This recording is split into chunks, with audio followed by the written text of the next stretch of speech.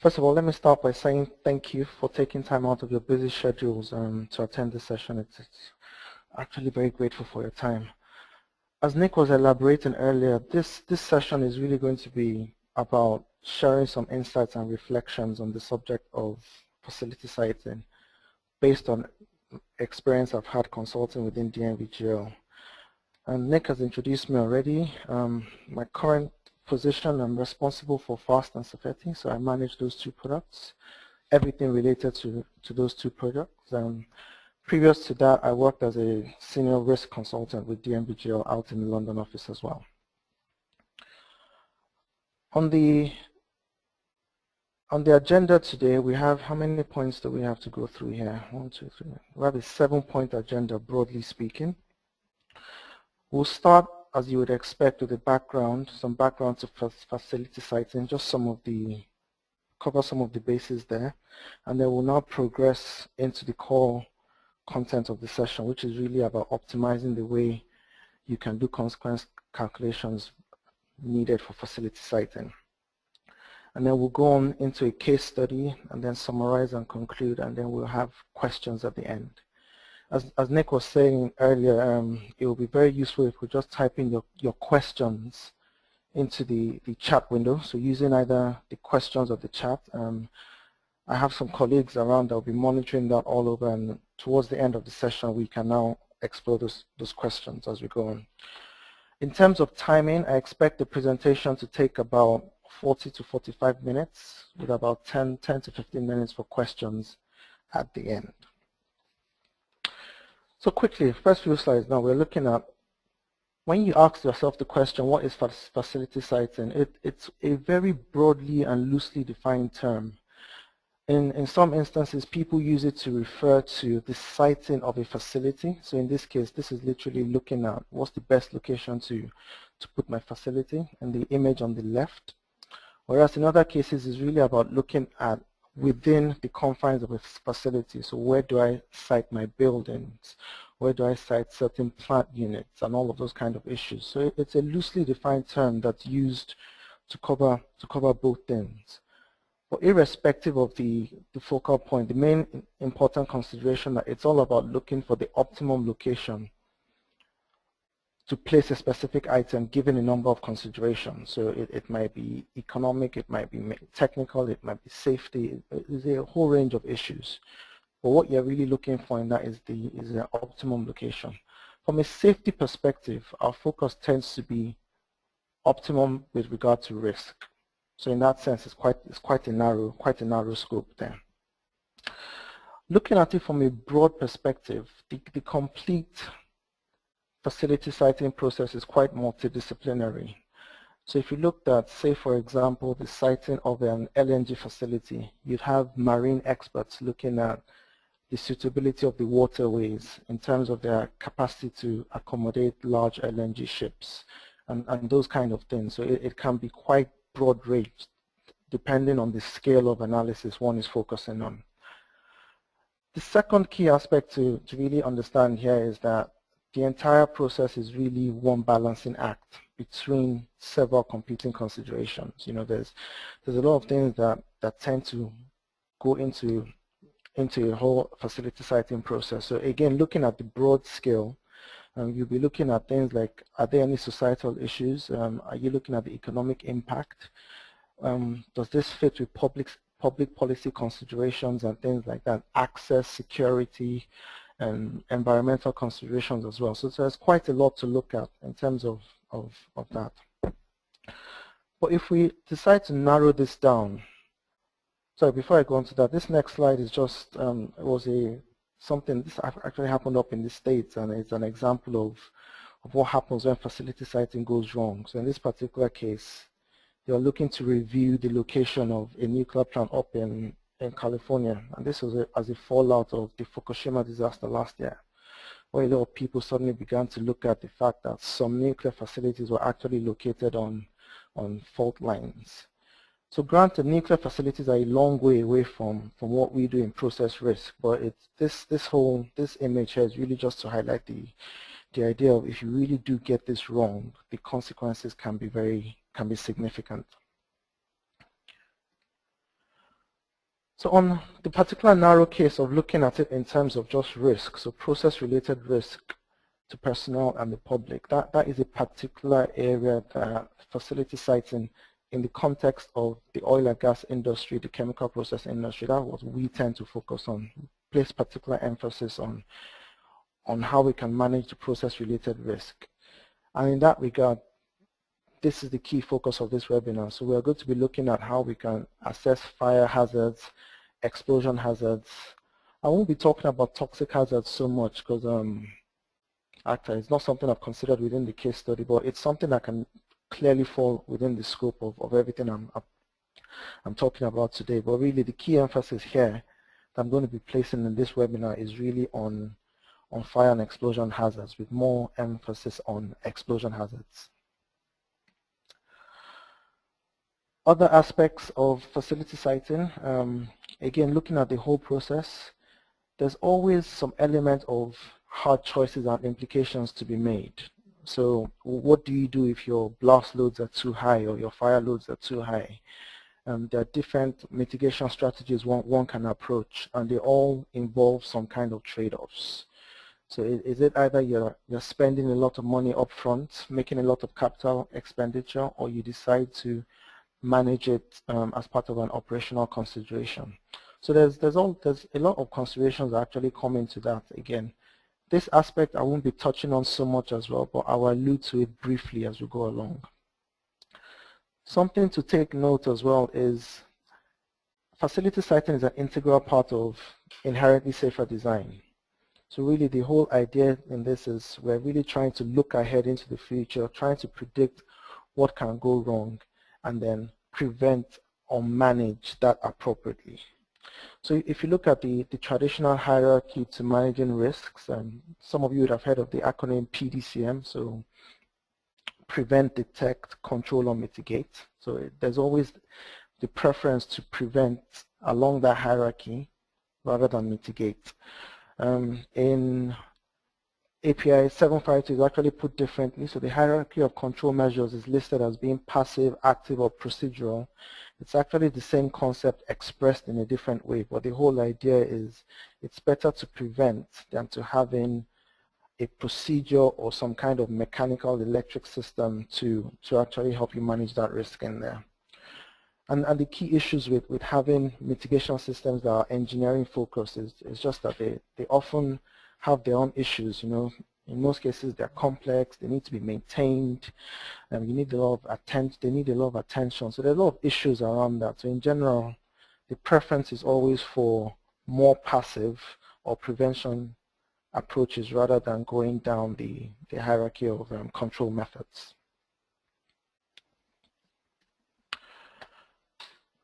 So let's go into more detail. Now looking at API 752, most of us here will be familiar with that industry guideline. And within it, it offers a framework for considering facility siting. And I think if you look into it, there are 3 figures in there that actually show the process as a flow chart. So this is, I think, figures 2, 3, and 4, something if I remember correctly. And one of them is for fires, one of them is for explosions, and one of them is for toxic hazards. Central to those 3 is the need to calculate your blast loads or your fire loads or your toxic concentrations to the location of interest, which is usually a building in that sense. And to do that, there are broadly 3 approaches that you can use. One of them is what's called the spacing tables approach, which just involves using some codified knowledge of, so some modeling has been done in the past that represents some indicative separation distances between hazards and receptors, and hence you can use those distances to actually as a basis for your facility siting.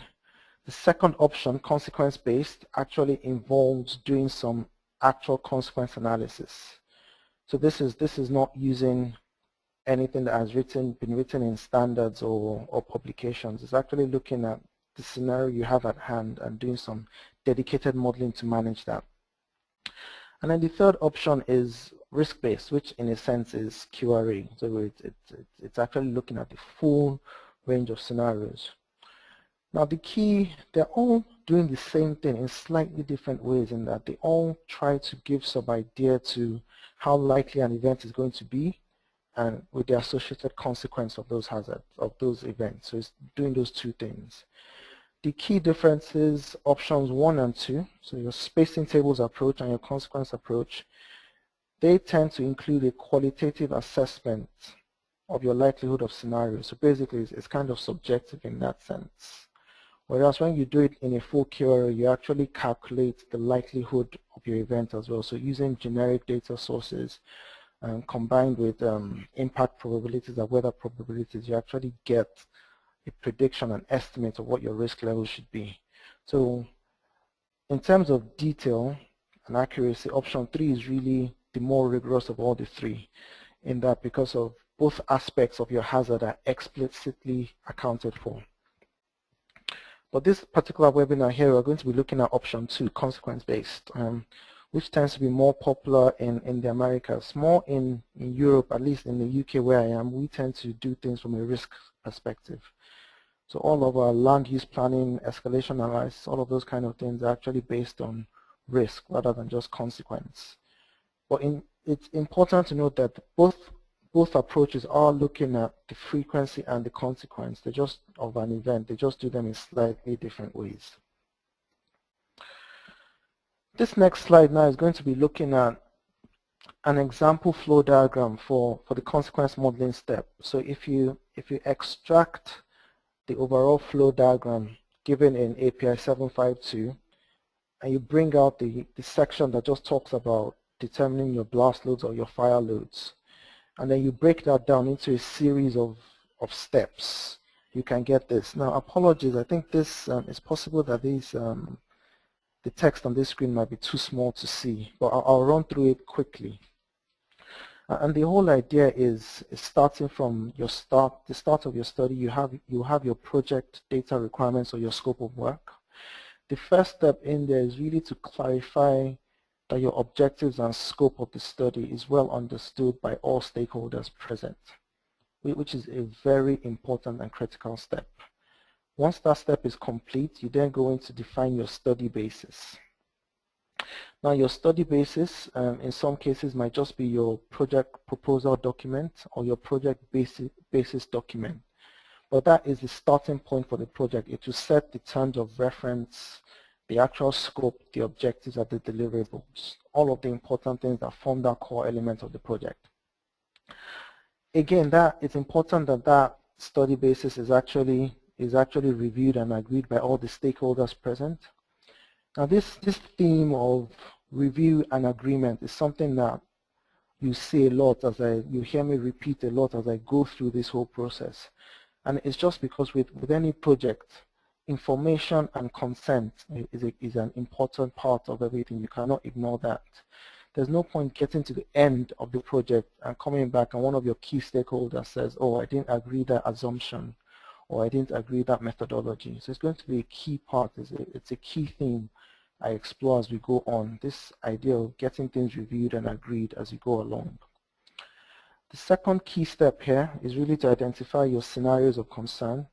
I'll talk a bit about the challenges involved in that aspect. Once those are defined again, get agreements from everybody, from all the stakeholders present. Then you go on to identify your targets of interest. So in this case, we're looking at buildings, or there might be other locations of interest and their characteristics. So if it's if the building that's potentially exposed to toxic hazards, you want to know what the air change per hour is. If it's a building that's been blast rated, you want to know what its existing rating is and that kind of information. Going on again, other key inputs that are important, especially when you're looking at explosion hazards, is your congested areas. This is something again that I will explore in a couple of slides to cover and to follow. But it's because it has a significant influence on your blast loads that are predicted. It's one that's worth actually giving a bit of dedicated time to look at. And it's important that this is listed, that this is actually identified as part early on in the study, because it is quite an important part of the analysis. Again, that goes to another clarification and agreement step. And all of this is all before you start your consequence analysis, which is step 5 here. And then the rest of it is really about reporting. You might notice a few blocks to the right of each of the steps. And what I find has been good practice is to document things as you go along. So each step, if it's well written up, can form an appendix to your final report. So you have an appendix for your study basis, for your scenarios, for your building locations, for your congested areas, and every single step as you go along till you go on to the end of the project. So as I said earlier, I'm going to try and focus on 2 key aspects in this whole flow sheet. The first is talking about the study basis and what goes into the study basis. And then the second is really looking at the consequence modeling and the congested areas aspects to it.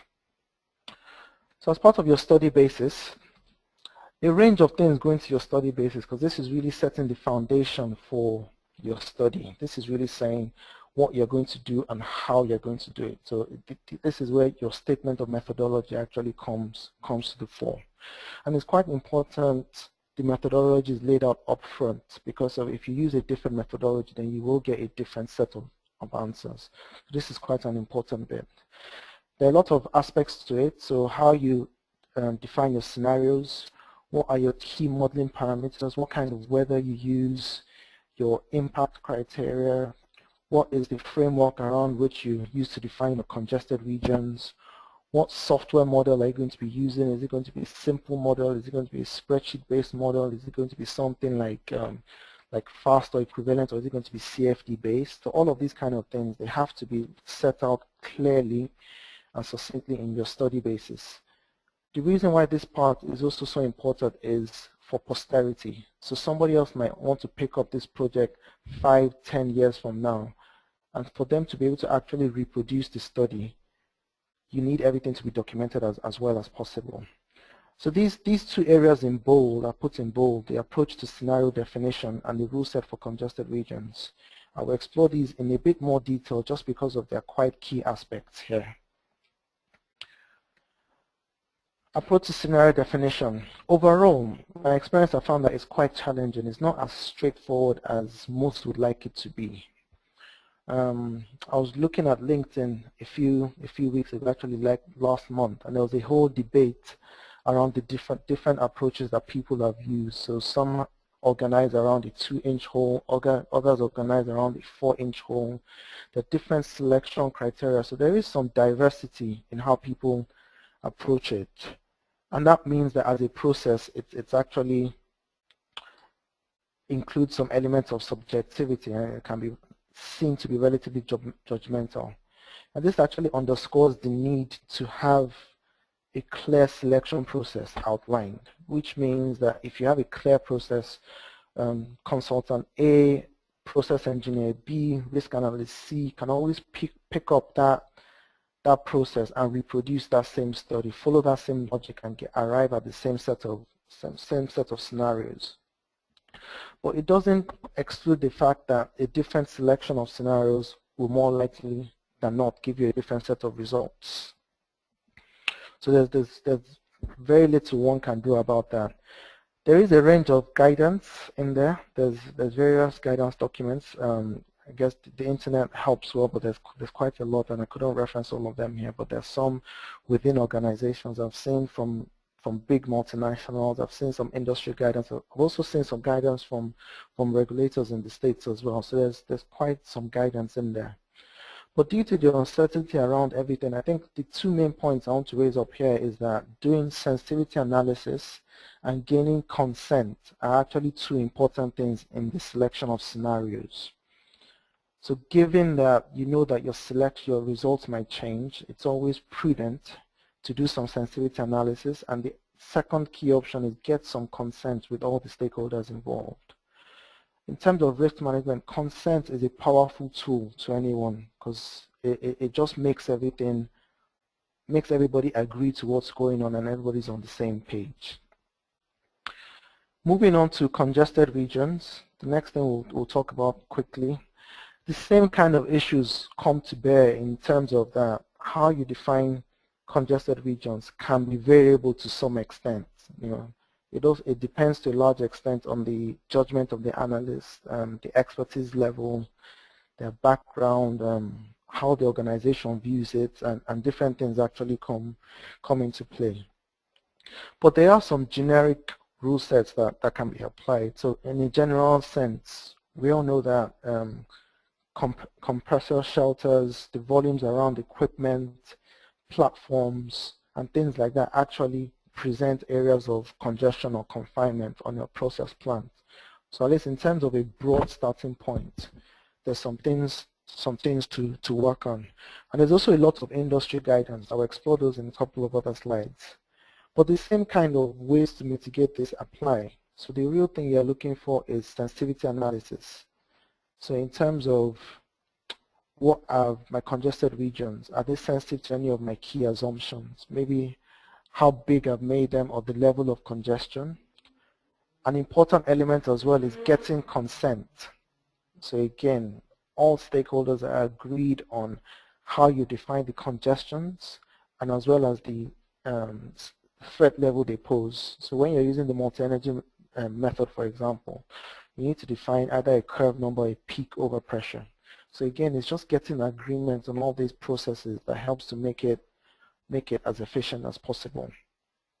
And then more importantly than not is actually assuming a conservative basis. And I'll show you this in more detail in the case study, which is what it actually explores, that if you do have the option, the default approach should always be be as conservative as possible. That way you know that you're managing the uncertainty and you have a margin of safety in your results. Some recent work, I was at CCPS earlier this year. There was some recent work presented by a trio of consultants. It was DNVGL, Hazard Risk, and Baker Engineering. And they recognized this issue around defining congestions and the multi-energy model. And what they did was really to try and put together a framework that would help reduce the variability in terms of how analysts approach using the multi-energy model and how they approach defining congested regions. And I have to say, it's quite a good piece of work, what they've put together, these guys, Alderman et al. And what they've done is actually put in a systematic approach to viewing congested regions. They have pictures in the paper, so it's especially good for existing facilities. They have pictures of, say for instance, what a congested region with a level 5 should be or a level 6 should be. So I'll definitely recommend anybody that has some challenges defining obstructed regions to have a look at this paper. But there will still be some interesting challenges for new build, because obviously you don't have any pictures to look at. Possibly what you have in that case is only layout diagrams or things like that. But in that case, you can always make some close approximations. So some references on this matter. Just to start from the early beginning, you have the original games report. That's quite useful with regards to the multi-energy model. And that was followed on again by some support work in the Dutch colored books, and this one, the methods for the calculation of physical effects. And then the follow-up to the games project. Again, another interesting, very, very useful background information for how the multi-energy works and how to define congested regions. A particular issue with congested regions is all around separation distances. So really, if you have separate congested regions and you have one cloud overlapping it, what's the potential that those two sources give you one big blast rather than two independent blasts? That is explored to a great detail in the rigorous report, and there's some very good recommendations in there.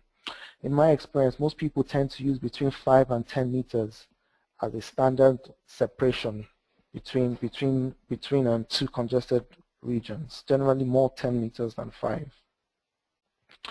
And this last reference is the work I was talking to that was done by consultants from DNVGL, Hazard Risk, and Baker Engineering. The first part of the work looked at how to define congested regions, and then the second part of the work looked at how to select the severity level. So taking those two papers in conjunction, an analyst actually has a good way to approach this from first principles, as it were. back to our flow diagram, we've talked a bit about the study basis, talked about the scenario definition and the rule set for congested regions. And now we're going to talk about the issues around doing the consequence modeling proper, that aspect. Now to look at this, the whole thing around defining a scenario, there's quite a number of considerations that need to be taken into account. You look at various weather, wind conditions. Your material might be in different phases. It might be liquid in storage. It might evaporate on release. So if you had something like LNG that would evaporate quickly on release to the atmosphere. And then you might have different hazard outcomes associated with the same release. So it might be explosive, might be flammable and give you explosive and fire impacts, or it might include some toxic elements. So it's not uncommon to find H2S as part of some natural gas streams. So that's another consideration in there. And then when it comes to explosion modeling, the key considerations that apply there is if I have a release, what's the likelihood of it overlapping with a congested region? If I have a release, are there differences to whether that release occurs within a congested region or external to it? What happens if my explosion sources, my congested regions are combined or independent? Do I get some variation if I use a different explosion model? So really, how similar are the multi-energy or the BST models? So there are a whole range of scenarios of considerations that actually apply that tend to, taken together, that makes this analysis a bit convoluted and complex to handle. So the two outcomes of all of these considerations are two things. You know, they give analysts a whole challenge of scale, and then the issue now comes up with, if I have this many considerations, how can I simplify the analysis? How can I make it easy to manage? The second consideration that comes up is, what's the best way to communicate these results? So if I'm looking at a whole range of parameters and combinations and permutations, what's actually the best way to report all of these? So hence, we need a solution. We need an effective solution that can help us address these challenges. From a modeling perspective, the key consideration there is the validity of the models. You know, you want to be using a model that's well validated and well verified. But from an efficiency perspective, you just want to use something that really simplifies the whole workflow. So something that makes the most efficient use of your time, so you're not having to rerun things manually or repeatedly, that kind of thing. So those are the two considerations that actually apply. And here, for most of my consulting experience, most of that, the solution to those challenges have been in the form of Phast. You know, it's been something I've used extensively in my years, and it's widely used by a lot of people because of the recognized value and the capability it offers. I guess most people in this room are kind of aware of Phast.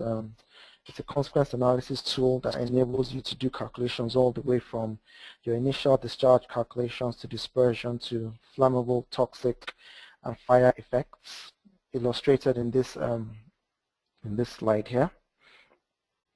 It's also been extensively validated and verified. So one of the things that really makes Phast a joy to use is the fact that you can trust it. You know, recently, I think this was in 2011, Phast was verified by PHMSA. So this is the Pipelines and Hazardous Materials Safety Agency for use in LNG facility siting applications. So again, it's such validation, such endorsement that actually creates trust in the fact that you can use this tool for a whole range of hazard types and be able to trust the results. So in addition to being verified for LNG, a lot of work has been done for various other materials, so for CO2, for hydrogen, for natural gas, so just a whole range of validation work. And then much more recently, the tool has been updated to really give you what I will call a unparalleled explosion modeling capability. It's really extensive, and it's in this new extension called Phast 3D Explosions. I don't know how many people have heard about this new extension, And what I want to do at this point in time is just take a quick poll. We have a number of attendees here, and I know a lot of people are probably aware of Phast, but I just want to know how many people are also aware of this new extension to Phast called Phast 3D Explosions. Okay, it seems it's looking about 50-50, 60-40. Yeah, I think which is that there's some awareness. Some awareness. I'll leave it for 10 more seconds. The poll will be open for 30 seconds. Yeah, I think it's averaging out to about 50-50. Yeah, so some people are aware about it, some people aren't. But the next few slides, I'll explore this. Let's just close that poll. Yeah, it ended up about 50-50, which is quite interesting. But what the new 3D explosions capability allows you to do is to draw your obstructed regions directly on your location map, and by coupling that with the current dispersion modeling capability, Phast then is able to assess the potential for a cloud to overlap with an obstructed region and use that to calculate what the blast from that would be. And it does that in a dynamic basis. So your cloud is always increasing in size till it reaches steady state. At some point, it doesn't interact with the obstructed region. At other point, it gives you 100% overlap. And at other point, it's only partial overlap. And then at some point, your cloud, which is represented by this maroon, purple, beige color, would be totally away from your obstructed region. So in a sense, it does a dynamic assessment. It does a dynamic assessment of the potential for your cloud to interact with an obstructed region. That concept shown in 3D is a bit like this. It's all very, very, very useful. You have your congested region illustrated by this. You have a release. It can come into contact with the explosion region, and Phast calculates what this overlap would be, taking into account how congested it is. So if this was 10% full, then you know that you have 10% less volume to fill in here. And then that's used in the calculations of the explosion mass, and it gives you your explosion volume in there. That's just a brief summary. Key features of the tool. It's very easy to define obstructed regions. You can use either the multi-energy or BST models, and then the different ways to determine your explosion strength in there. So you can either use the multi-energy curves, number 1 to 10, or you can use the empirical correlations. We also have different options for filling the confined volume. So in some cases where you have a release within the confined volume, you can bias your cloud to fill up that region first. So basically you're trying to be conservative with regard to the explosion potential. And one thing that it gives you a quick way to calculate all of these calculations in one go, so you could have a whole range of scenarios and congestions and do all of them in one go. So quickly I'll run into the background for the case study. In this case we're looking at an LNG facility that has 4 trains. Our base case we're looking at had 1 train, and then it's being expanded as you go into the future to trains 2, 3, and 4. What we're interested in looking at in here is the impacts to these buildings up here. Now one thing to take note of here is the separation distances in this case are quite significant already. So this distance from this first train to here is about 2 kilometers, and from this train here is about 1 kilometer. So typically standoff distance is about 300 meters or half a kilometer. So looking at this case already, even without doing any kind of analysis, I can say that we're looking very good already with respect to where those buildings are located. So this particular case is really just about confirming that the location of these 2 buildings are actually satisfactory. Some key inputs we've looked at, we'll be using the multi-energy dispersion model. In terms of dispersion, we'll be going to LFL. Some decide to use half LFL. Again, it's a matter of agreeing what it is, the basis as you start in your study basis, but either would suffice. And in this case, we are using Phast with the multi-component and 3D explosion extension.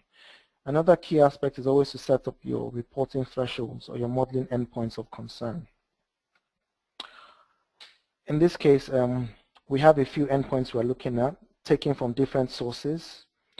So a mixture of sources from the UK HSE and API, and for different hazard types. So for flash fires, looking at overpressure, 3 overpressure impacts. We're also looking at 1 impulse threshold, and then some heat radiation impacts as well.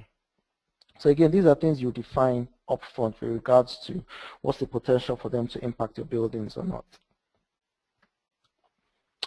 And then our LNG train, what we're looking at was the releases from the LNG train, and they're all specified into specific units within the train. So what we've done, we've looked at historical accidents here and defined a selection of releases for each of these subunits as part of the LNG train. So from the acid gas removal all the way to the liquefaction units, to the fractionation and end flash gas and LNG rundown. So here we have a range of releases from gaseous methane to LNG, mixed refrigerant, propane, just a mixture along the side. The idea here was trying to capture a range of what's going on in there. These little dots, some of you will be familiar with this. This is how it looks like in Phast, just a location of the spread within the LNG train. The next slide here is our congested regions. They've been defined very broadly. But again, what you see here is there's one around our main pipe rack.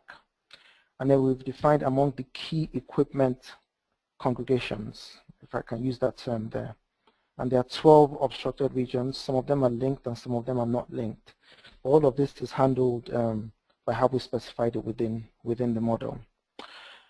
Recognizing that the standoff distance was quite significant, I've taken quite a liberal approach to how we define the congested regions. So this actually shows how they look like in Phast, and the definition in closer detail is up here. So you can actually see that this mirrors what we've defined out in here quite closely. In terms of the definition, I've started off very simply using curve 7 for all of them, which is most references use this as a standard approach for most flammable gases. For your average flammable material, we're using a curve 7. So for all of them, I haven't made a distinction between all of them. I'll just use a direct curve 7 as an initial best estimate conservative starting point.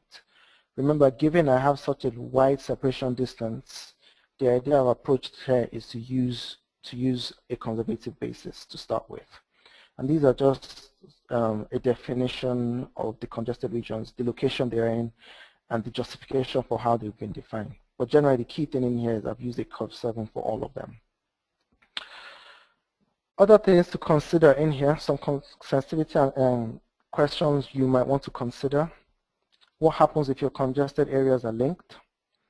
What happens if I use a different curve number? So if right now I've specified a curve 7, what happens if I use a curve 8 or a curve 9 or a curve 10? What happens if my degree of congestion is higher? What happens also if my releases are within that congested area? So these are the kind of things you want to think about. So I've done this analysis before, and most of these don't have an influence.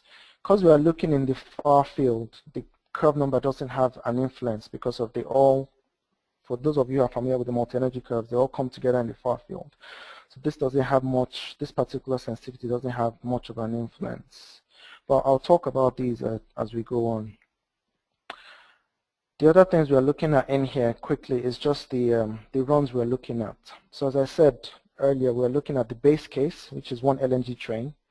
And then we're going all the way on to what happens if we have 4 LNG trains operational. And then we're looking at some intermediate cases. So what happens if I have my train 1 is operational, but I'm looking at my second train that's under construction. So kind of things, what happens in there. And then the second one, again, this is a variation on the dispersion model. So in here, I've said what I'm trying to do in here is bias my dispersion calculation so that the flammable cloud fills in the congested region quicker first before it goes out of the area. I'm just going to swap into Phast quickly and just show you how all of this looks like in Phast. So you can see this quickly. I hope you can still see my screen because I'm just sharing my screen. So those those studies are clearly set up in here, 4 of them. My impact levels of concern I'm looking at, again, I've all set them up here at the onset of the study. So again, it's all very straightforward to set up. You define what kind of hazard and what kind of level you're looking at.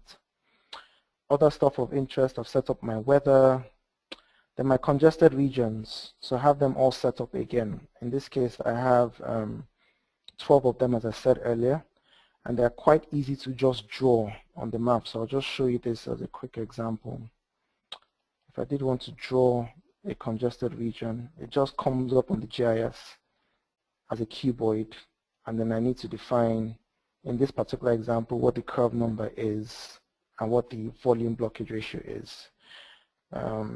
The other option I have in here is to actually use the games correlations, which would then I'll need more elaborate inputs. So again, it's all quite easy to set up in Phast.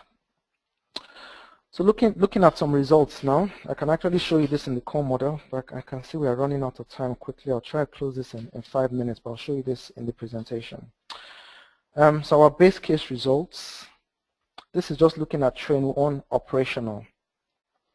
Train 1 operational in there. So again, you can see that only the congested regions in here have been considered. The maximum contour out there is to the 0.04 bar side-on overpressure.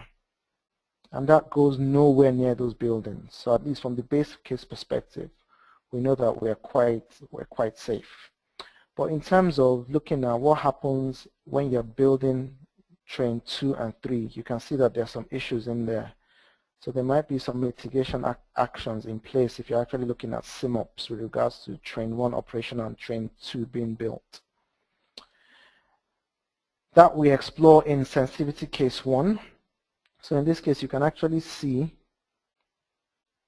you can see the difference in the contours in there. My contours have actually gone bigger. Just to remind you what case 1 is train 1 operational, train 2 under construction. So what we've added to this model here is these obstructed regions. These obstructed regions are now a part of the model, and we can see that our blast zone has actually increased a fair bit, but again, not so much as going all the way to our buildings of interest down there. The blue lines up here show the dispersion profile for our cloud to LFL. In this case, again, you can see that it actually overlaps train 2.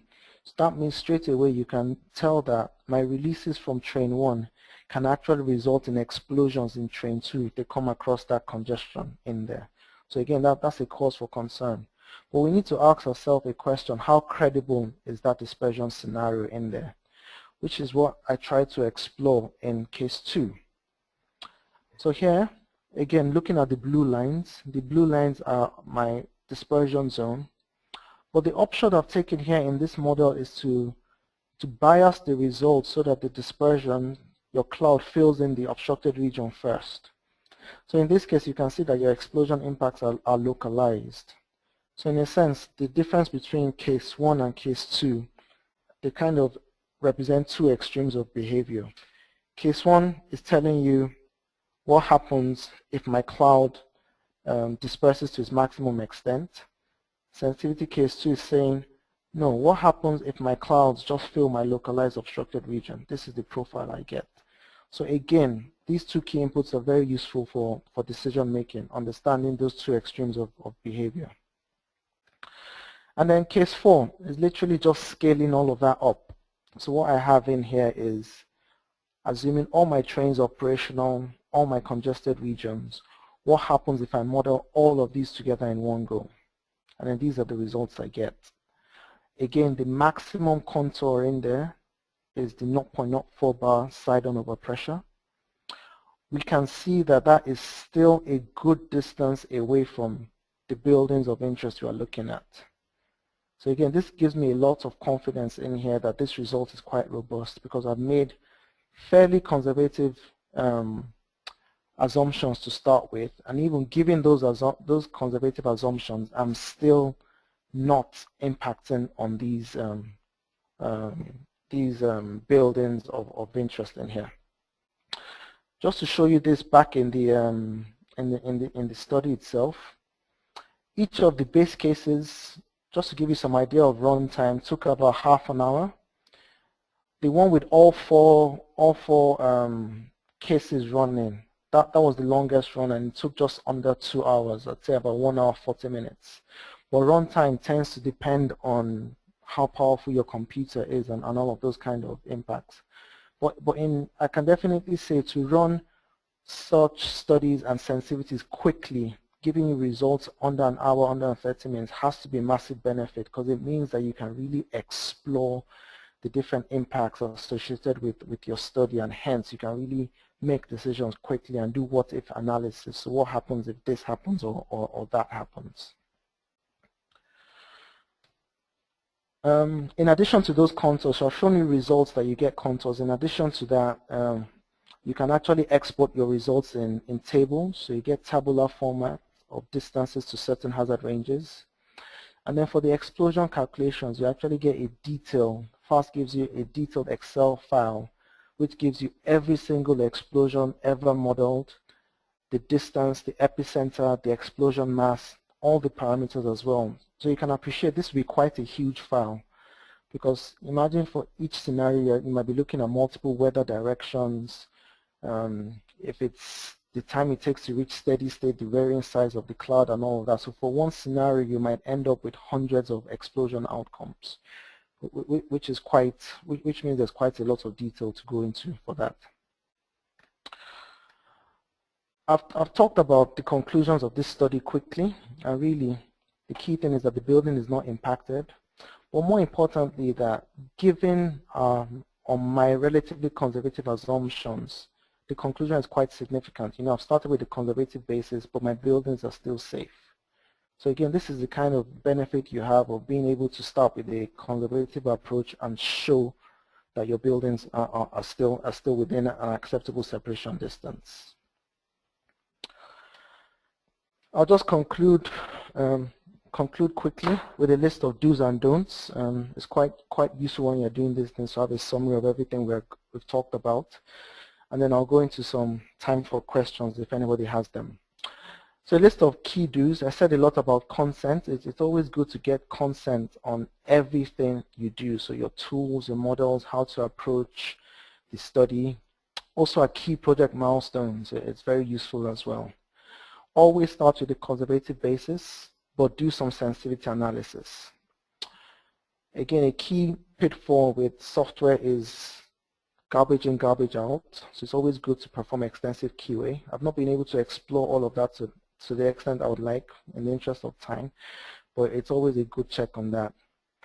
To document your study as you go along is also useful, but more importantly, use a software tool that's well validated. I've used Phast in this webinar, but I'm sure there are loads of other tools as well that can actually offer a good approach to facility citing. But on a key note, one thing to note is don't let computational load be a barrier to rigorous analysis. There are loads of software tools in Phast that help you really minimize the computational effort required and really help you address the challenge. And also, very important, use a software model that has been extensively validated and critiqued and verified.